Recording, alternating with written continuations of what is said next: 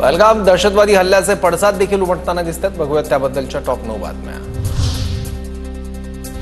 रक्ताचे पाठ वाहतील असं म्हणणाऱ्या बिलावल भुट्टोचं कुटुंब पाकिस्तान सोडून पळालं। लष्कर प्रमुखानंतर बिलावल भुट्टोचं कुटुंब देश सोडून पळालं। पहलगाम हल्ल्यानंतर भारताच्या कारवाईमुळे पाकिस्तानमध्ये घबराटीचं वातावरण।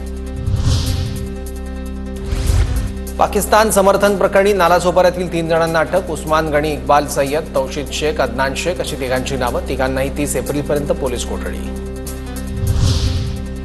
माजी क्रिकेटपटू शोएब अख्तरचं यूट्यूब चॅनल भारतात बॅन। पाकिस्तानातले शेकडो यूट्यूब चॅनल्स भारतात बॅन। समाज टीव्ही, बोल न्यूज, जिओ न्यूज भारतात बॅन।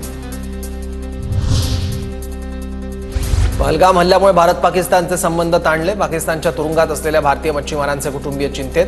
भारताचे 193 मच्छीमार पाकिस्तानच्या तुरुंगात कैद। 193 मधील 18 मच्छीमार महाराष्ट्रातले असल्याची माहिती।